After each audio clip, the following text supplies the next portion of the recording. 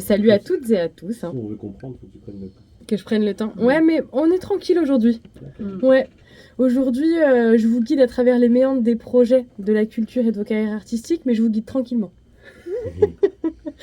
L'année touche à sa fin, et donc avant de foncer tête baissée vers 2026, il est important de faire une pause pour analyser le chemin parcouru. Faire son bilan n'est pas une corvée, c'est un outil de pilotage pour optimiser l'année à venir.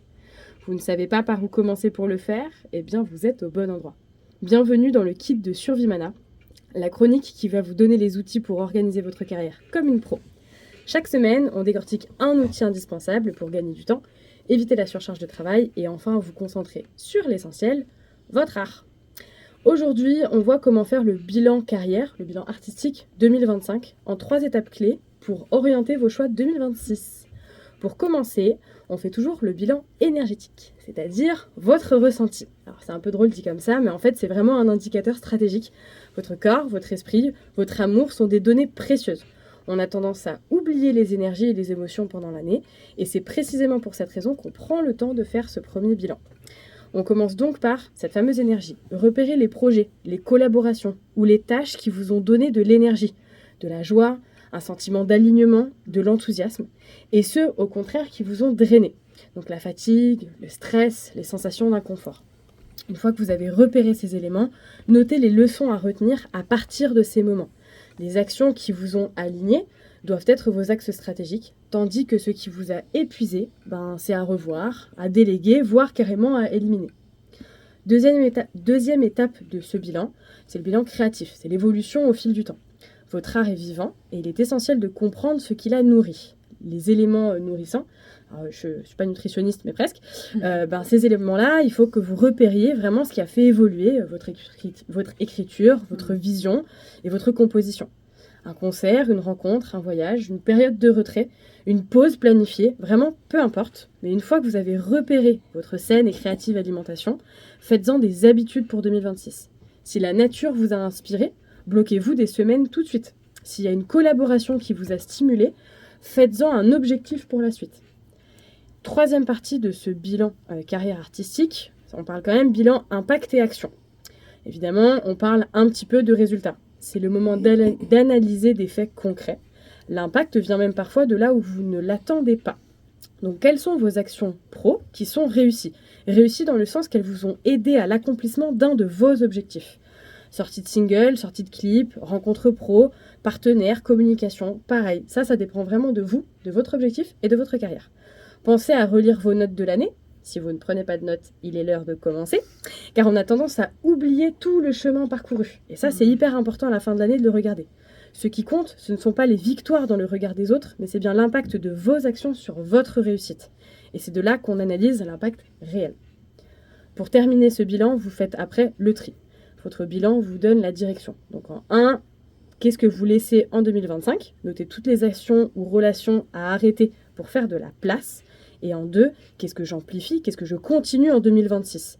Repérez ce qui vous a donné des résultats, de la joie et surtout un sentiment d'alignement. Ce sont les axes à suivre pour l'année prochaine. Alors les filles, petite question. Quel a été le moment où la rencontre, alors je vais mettre 2 paramètres, moment où rencontre est la plus inattendue et qui a eu le plus d'impact sur votre année 2025 et pourquoi pas même que vous voudriez reproduire en 2026? Là, tout de suite, comme ça, je pense à un dimanche soir. C'était vraiment au tout début de l'année 2025, où j'étais avec des amis, petit apéro. Et en fait, on a tous une fibre artistique dans ce groupe d'amis. Et tous des travails qui ne sont pas en rapport avec les travails qui nous permettent de vivre, etc., qui ne sont pas en lien avec l'art. Et lors de cette soirée, on était tous en train de ne plus nourrir cet art. C'est-à-dire qu'on n'avait pas de projet. Ou sinon, on en avait en tête, mais on ne faisait pas de petites actions pour les faire vivre. Et ce soir-là, on s'est dit, il faut absolument qu'on trouve un moyen de continuer, de reprendre nos projets, etc. Et vraiment, on était vraiment ensemble en train de se dire, let's go. Et le lendemain matin, je reçois un message d'un d'un ami que j'avais rencontré au cours Florent, donc il y a 2 ans et demi auparavant, qui me dit Samia, salut, j'ai pensé à toi pour mon prochain projet de pièce de théâtre. Ok. Et là, voilà, il y a eu ce petit signe, cet appel Oui, bah oui. qui a permis de, voilà, je pense que dans cette soirée, cet apéro, on s'est relancé et voilà, qu'un message intervient, arrive. Ah oui. Souvent comme ça. Donc, Ouais, voilà. c'est génial. Et je voulais aussi partager, parce que ton texte c'est super, ce que tu nous as partagé. C'est aussi un moment très précis. C'est quand je vais au théâtre, que je vais voir une pièce, et les premiers instants où la personne commence sa première scène, ou dit les premiers mots, où là tout de suite c'est un appel à continuer. Ouais. Voilà. Ok. Mais c'est très court mais intense. Ouais.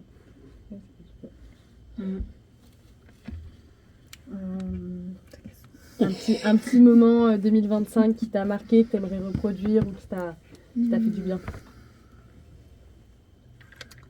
Je pense qu'il y a deux temps que je vais dire.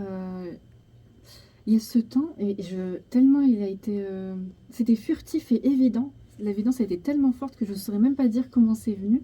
C'est ce temps où on contacte le théâtre. Ah oui. Et donc on est par téléphone et c'est une évidence. C'est-à-dire que très vite, on dit qu'on va passer à une co-réalisation. Donc ce moment-là, il a été très fort pour moi et c'était évident. Et voilà. Il y a aussi ce qui se passe quand j'interviens dans l'ESAT où je travaille. Donc c'est un établissement dans lequel on accompagne des personnes en situation de handicap. On les accompagne dans le travail, dans l'insertion. Et il y a plein de temps forts comme ça où, en lien avec l'art, et de les voir produire quelque chose, ça m'a particulièrement touchée. Et il y a eu ce moment aussi où je t'ai rencontré, Madi, parce que je t'ai invitée à faire un atelier d'écriture. C'était un temps très fort aussi de l'année. Parce qu'il y a en fait, comme je les connais et que en fait, sur ce temps-là, il y a des choses qui émergent, mais qui sont... Enfin, c'est hors du temps parfois. Parfois, c'est surprenant venant de la personne quand on la connaît. Et c'est justement ça qui m'émerveille, c'est de ne pas m'attendre à ce qui va se passer, ce qui va se produire. Et dans l'atelier d'écriture avec Madi, c'est ce qu'on a vécu. Voilà. Et Madi, à ce moment-là, je te disais que... Enfin, ce qui était très intéressant, parce que toi aussi, tu es quand même éclectique dans ta façon de vivre. T'as ton job, et puis il y a l'art qui est autour. Et je me souviens de t'avoir dit, il y a des personnes en ce moment que je rencontre, c'était particulièrement l'année 2025, qui sont dans le faire. Et je t'avais dit que toi, c'était ça aussi qui m'avait interpellée. C'est une personne qui est dans le faire. Donc il n'y a pas que le travail qu'on a choisi aussi. Hein. On aime notre job. Hein. Mais il y a aussi faire avec ce qui nous traverse, c'est-à-dire une émotion, quelque chose qu'on veut partager, un texte. Et on est dans le faire et on fait. Enfin, voilà. Donc voilà, j'étais peut-être un peu longue dans ma réponse. Pas du tout. C'est ce sentiment d'alignement qui est génial. Et d'ailleurs, cette phrase-là m'a marqué parce que je la partage souvent, cette formule-là. Être dans le faire. Donc merci aussi à toi. L'action. Merci. Ah ben on clôture cette chronique très très vite avec votre bilan. Au-delà des 3 étapes, c'est surtout de garder ce qui vous a fait du bien et d'éliminer, si vous le pouvez, ce qui vous a drainé d'énergie. Si vous voulez aller plus loin, on se retrouve comme d'habitude sur la page Instagram de Vimana Paris. Plein d'autres surprises et surtout en décembre un calendrier de l'Avent rempli de petits cadeaux Vimana. À la semaine prochaine dans le kit de sur Vimana pour un nouvel outil indispensable. Et n'oubliez pas, un bilan correctement dressé, c'est un avenir bien pensé. Merci, bonne nuit.